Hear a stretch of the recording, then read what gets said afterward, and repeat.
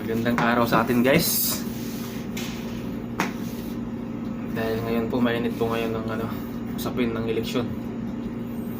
Lalong-lalo na ang tungkol kay Bongbong Marcos at sa martial law. So ngayon, usapan muna natin guys yung yung kay Bongbong Marcos na martial law na yan.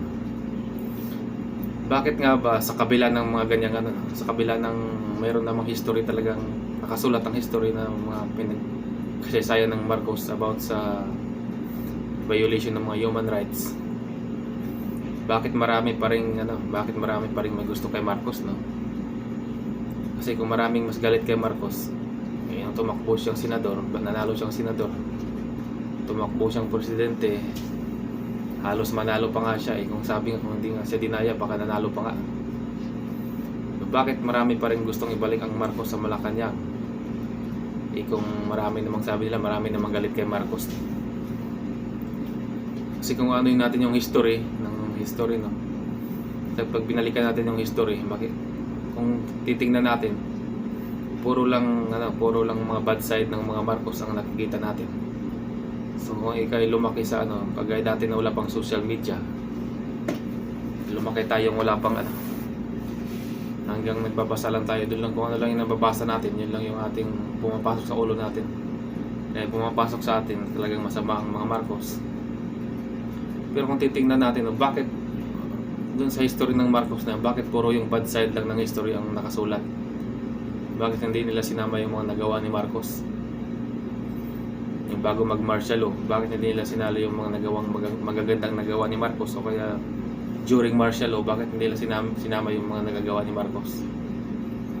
Takot pa sila dahil baka mas pipiliin ng tao yung mabuting gawa ng Marcos kaysa dun sa mali ng Marcos.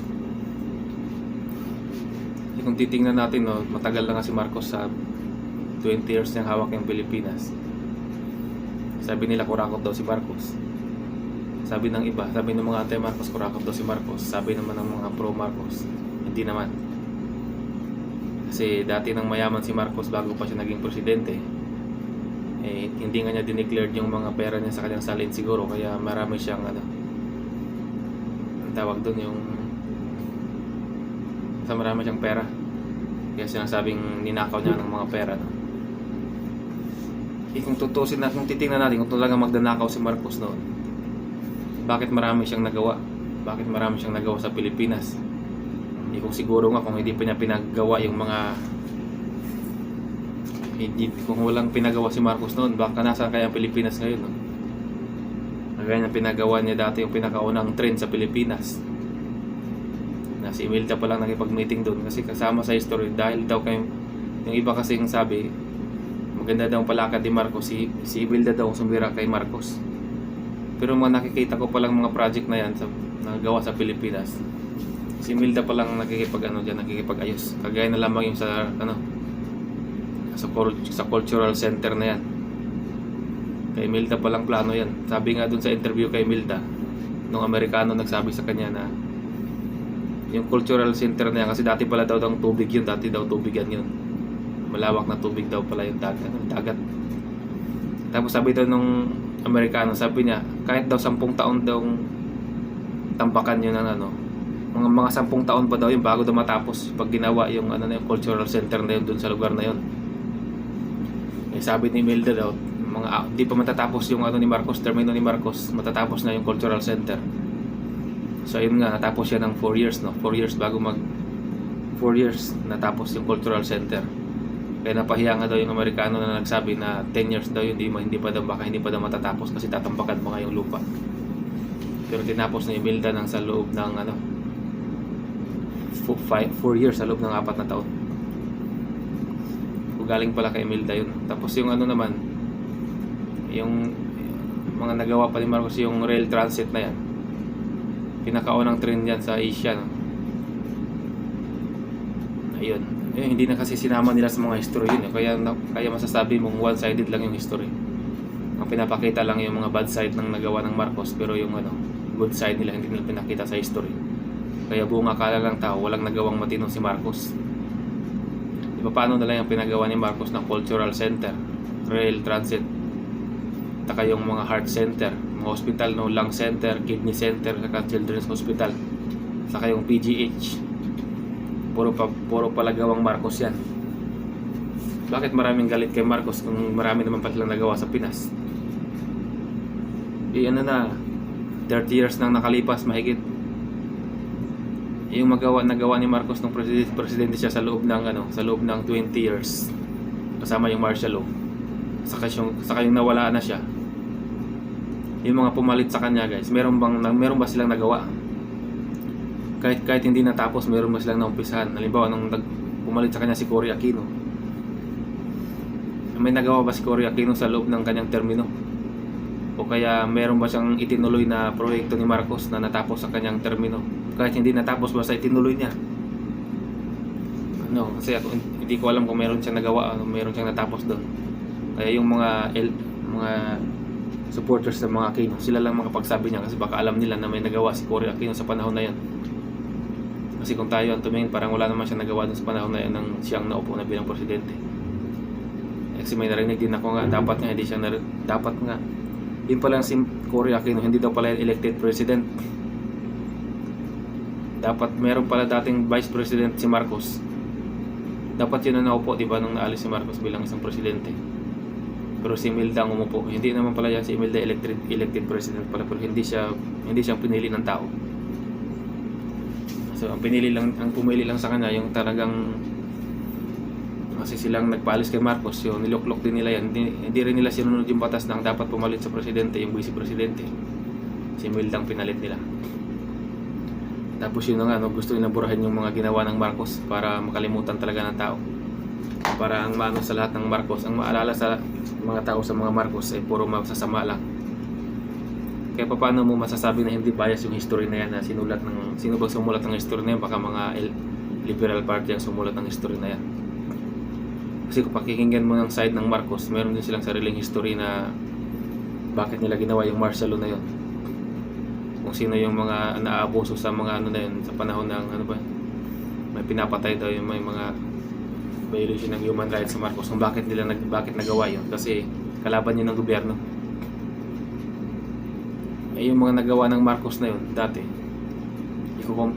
ano mo dun sa mga bagong ngayon, sa mga presidente nagawa ng mga pumalit sa kanyang pangulo, meron bang nagawa ang mga pumalit na yun? Kasi lahat ngayon laging sinisisi ng mga dahil mga dilawan na yan, mga liberal party na yan, puro kay Marcos sinisisi yung problema ng Pilipinas. Matagal nang patay si Marcos, sa kanya pa rin ba ang problema na yun? Ang sisihin natin yung mga sumunod na pumalit sa kanya, na wala naman nangyari. Kaya yung mga tao gustong ibalik ang mga Marcos, kasi nga 30 years na ang nakalipas.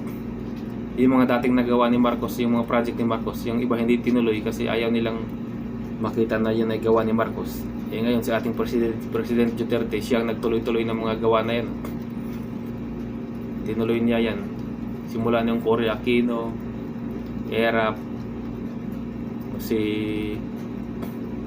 Gloria, si Ninoy Aquino, si Presidente Duterte. Siya nagtuloy-tuloy ngayon sa project ni mga project ni Duterte, ni dating Marcos, na minadali talagang tapusin.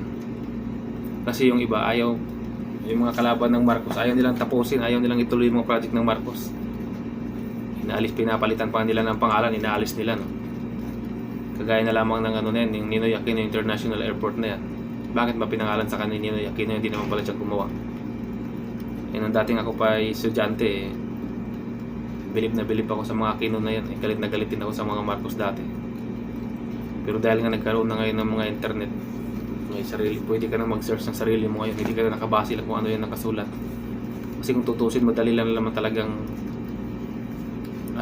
pag madaling baliktarin ng history na yan, pag sulat kamay lang yung history na yan. At sino pwedeng gumawa ng history ng sulat kamay?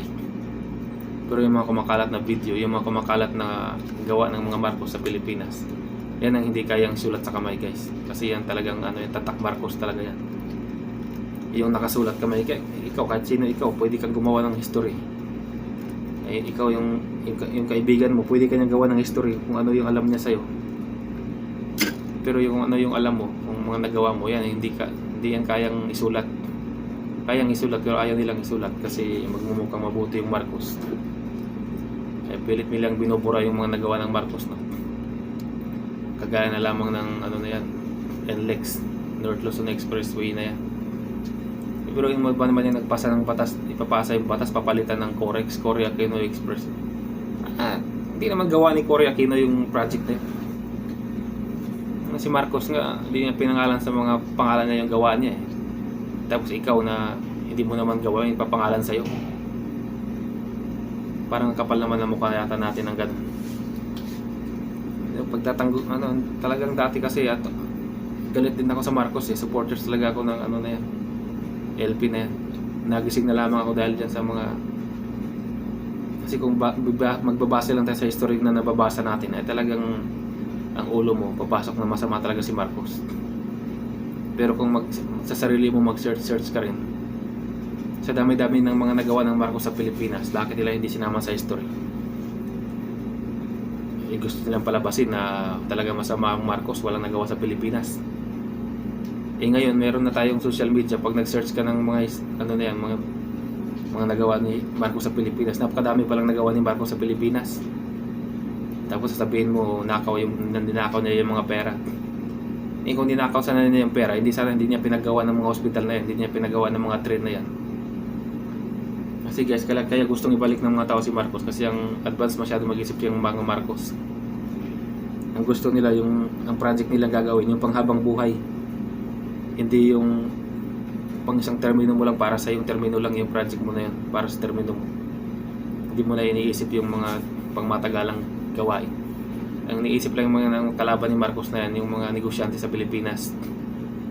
Kasi yung mga sumusuporta, nagbibigay ng suporta dyan sa mga kalaban ni Marcos. Yun yung mga nagmamayari ng mga negosyo sa Pilipinas. Kasi pag yung mga Marcos nanalo, kagaya ni Duterte ngayon, pag ganyan din ang isip ni Duterte kasi parang kagaya din kay Marcos, gusto niya yung para sa Pilipino. Yung iba kasing kalaban, gusto nila sila lang ang yumaman. Gusto nila manatiling mahirap ang mga Pilipinas para sila ang yumaman.